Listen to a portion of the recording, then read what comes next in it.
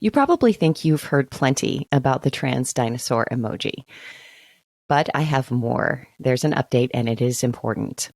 Last week, we had a story on All Things Reconsidered about NPR's trans dinosaur emoji story. We did some analysis of it, and one of our main critiques was that the story did not include the reason why TERFs or feminists were using dinosaur emojis. If you don't know what I'm talking about, please go and watch episode 3. I can't explain it here. We recently received a comment about that story from a YouTube user named Fake Chuck, and I'm going to read that comment to you. This piece is so incredibly dishonest. To be clear, I'm talking about your piece, Peter. The NPR piece you are picking on for allegedly dishonestly framing and leaving out details about the origin of TERF usage of the dinosaur emoji absolutely references the Parliament event and specifically refers to it as the likely instigation of the use of the emoji. Your coverage here continuously cuts the piece off and interrupts the flow, and you deliberately and overtly skip the part of the story that addresses this while you dishonestly frame it as being a frivolous interview with Emojipedia. This is shameful propaganda that you must know is misleading people in order to push your own agenda of NPR being dishonest.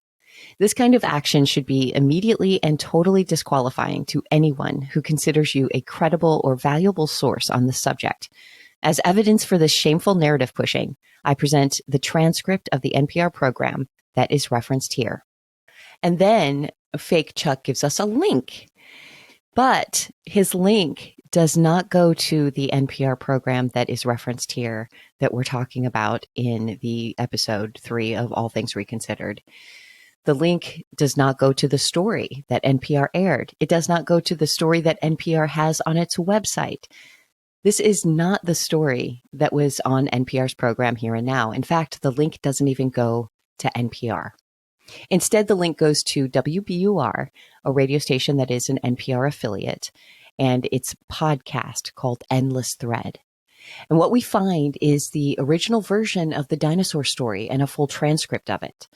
If you look at the transcript or listen to the audio, you learn that this podcast does indeed give a brief mention about why feminists took on the dinosaur symbol, which had nothing to do with a desire to steal the emoji from trans dinosaur lovers. But this podcast was not aired by NPR. NPR edited this podcast for widespread distribution on its platform and decided to remove the portion of the story that gives the background on why feminists were using the dinosaur symbol. This is quite incredible. It's not unusual for NPR to edit something that it takes from a journalist from one of its affiliate stations, or any journalist, an independent journalist, whatever.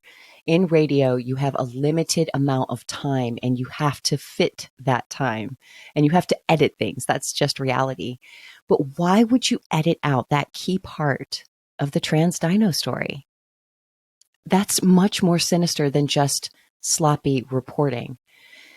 And I would like to apologize to the creators of the Endless Thread podcast that the NPR story was taken from, because I said they didn't do any research. I said they were guilty of not looking into the issue, of not explaining why the feminists were using the emoji. I accused them basically of sloppy reporting. But they did present the information. It was presented flippantly and certainly not in a fair, balanced, or thorough manner at all. It was still really bad journalism, but the basic information was there. It was included in the original story and was redacted before NPR released it for broadcast.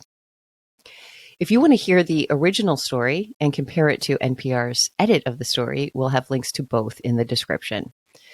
Now, people are going to say, oh my God, who cares about this dinosaur emoji stuff? Listen, this matters. It's not about the emoji. It matters because it shows how reality is shaped and carved to fit NPR's narrative. It matters for every single story that you hear on NPR. I have to thank Fake Chuck for bringing this to our attention. Fake Chuck said we had removed the segment of the story that explained why feminists adopted the dinosaur emoji, that we removed it. He said, quote, "This is shameful propaganda that you must know is misleading people in order to push your own agenda." And he said, "This kind of action should be immediately and totally disqualifying to anyone who considers you a credible or valuable source on this subject." Well, I guess it's not us you're talking about. It's NPR you're talking about there, Chuck.